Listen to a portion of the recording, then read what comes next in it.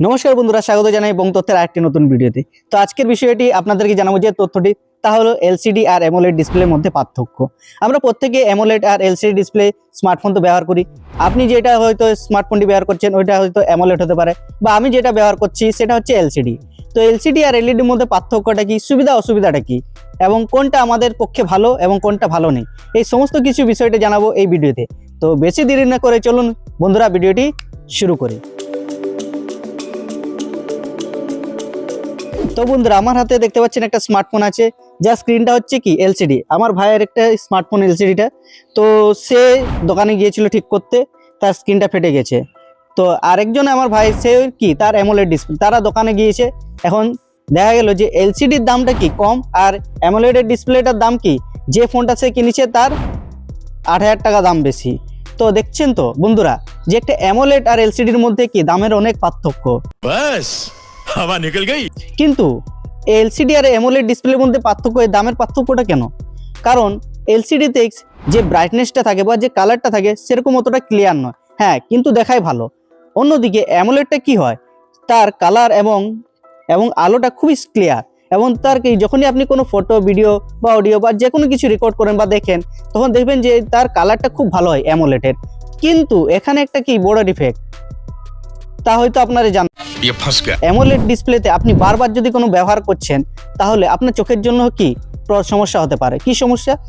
কারণ AMOLED display যে আলোটা হয়েছে খুবই ব্রাইট হয়, যেটা আমাদের চোখে পড়লে আমাদের চোখের পাওয়ারও কমে যেতে পারে এবং আপনি অন্ধ হয়ে যেতে পারে। তাই যখনই অ্যামোলেড ডিসপ্লেটা ব্যবহার করুন, তাই আলোটা কি নির্দিষ্ট পরিমাণ মতো ব্যবহার করেন। আর অ্যামোলেড ডিসপ্লে কি একটা আরেকটি খারাপ গুণ আছে কি, আমরা তো প্রত্যেকে অ্যামোলেড ডিসপ্লে ব্যবহার করি, এই খারাপ দিকগুলো জানি না। যখনই আপনি দেখবেন অ্যামোলেড ডিসপ্লেটি যখন ব্যবহার করছেন, বারবার ব্যবহার করছেন, অ্যামোলেড ডিসপ্লে কি একটা বাল্বের মতো, অবশ্যই ব্যবহার করেন। এলইডি বাল্বের মধ্যে স্কোয়ারের মতন ছোট ছোট কি দানার মতন কি একটা পিক্সেলের মতন কি লাইটগুলো থাকে, যেগুলো জ্বললে খুব আলো দেখায়, আর আমাদের খুব ভালো লাগে যে একটা ঘর অন্ধকার থাকলে সেটা চারিদিকে আলোয় আলো ভরে দেয়। অ্যামোলেড ডিসপ্লেটা ঠিক সেরকম, তার আলোটা ব্রাইটনেসটা খুব তাই সেটা খুবই চোখের পক্ষে ক্ষতিকারক। অপর দিকে এলসিডি স্ক্রিনে কি হয়, সেটা আমাদের চোখের পক্ষে অতটা ক্ষতিকর নয়। আলো পড়ে কিন্তু সেটা আমাদের চোখের অত কি তাড়াতাড়ি আমাদের চোখের ক্ষতি করে না, এবং খুবই সেফ, আর এটা কম দামও পাওয়া যায়। সেই জন্য অ্যামোলেড ডিসপ্লে কি হয়, খুব ব্রাইট হয় এবং কালারগুলো খুব ফুটে ওঠে। আর দেখছেন তো তার দামও হয়। যদি আপনার ফোন যদি 10,000 টাকা হয় আর তার যদি অ্যামোলেড ডিসপ্লে হয়, তার দামটা কি, তার ডিসপ্লেটা চেঞ্জ করতে গেলে কি একজন এলসিডি ডিসপ্লে চেঞ্জ করতে গেলে বেশি না 2-3 হাজার টাকার মধ্যে হয়ে যাবে। কিন্তু যদি আপনার কোনো স্মার্টফোন আছে, দামি স্মার্টফোন, আর সেখানে যদি অ্যামোলেড ডিসপ্লে থাকে, তাহলে তার দামটা কত হতে পারে আপনারাই বলুন। কমেন্ট বক্স খালি আছে যে আপনার ডিসপ্লের দাম যদি ভেঙে যায় কত হতে পারে। তো আমার যেহেতু অ্যামোলেড ডিসপ্লে যদি সেটা ভেঙে যায়, অন্তত 8 থেকে 10,000 টাকা মতো অন্তত অ্যামোলেড ডিসপ্লেটা পাল্টাতেই লেগে যাবে। এমনই একটা ঘটনা আপনাদেরকে বলি। তো আমি ফোন কিনতে গেছি, আমি একটা স্মার্টফোন কিনতে গেছিলাম। তো সেখানে একটা ভাই এসছে তার ভাঙাচোরা ফোন নিয়ে, যেমন আমি একটা ভাঙাচোরা ফোন নিয়ে আসছি, দাঁড়িয়ে আছি আপনাদেরকে দেখার জন্য, সেরকম একটা ভাই এসেছিল তার ফোনটা বিক্রি করার জন্য। তো সেই ফোনটা বললো যে ভাই আমার এই ডিসপ্লেটা ভেঙে গেছে, তো আমি ফোনটা বিক্রি করতে যাই। তো তার ছিল Realme 13 Pro, সে বিক্রি করতে চাইছে কিন্তু তার ডিসপ্লেটা ফাটা। সেই ফাটার জন্য কি তার দামটা কম হয়ে গেছে। তো দোকানদারকে বললো যে আমার এই ফোনটার জন্য 30,000 টাকা দাম, আমি এই ফোনটা আমার 15,000 টাকা মতো পেলে ভালো। কিন্তু সেই দোকানদারটা নিল না। কারণটা কি? কারণ ওই ডিসপ্লের দামটাই যে কি, আমি পরে জানতে পারলাম যে ওই ডিসপ্লের দামটা কি, যেহেতু ওইটা অ্যামোলেড কাপ ডিসপ্লে, তার দামটাই হচ্ছে তার ডিসপ্লেটা চেঞ্জ করতে 8,000 টাকা।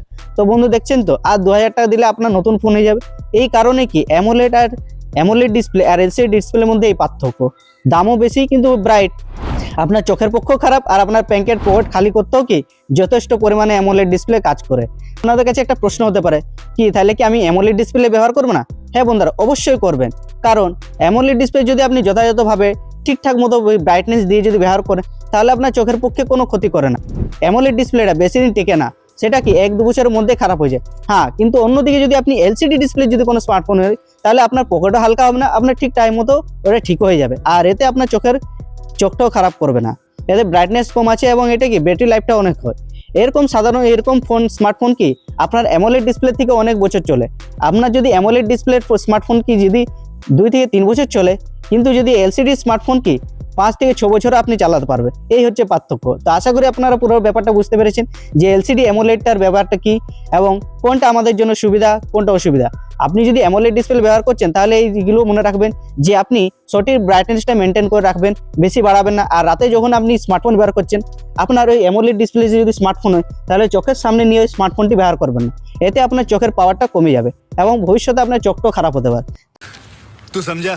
हाँ नहीं तू समझा नहीं। বন্ধুরা, আজকের এই তথ্যটি আপনাদের হয়তো কাজে লেগেছে। যদি কাজে লেগে থাকে তাহলে লাইক করুন, শেয়ার করুন।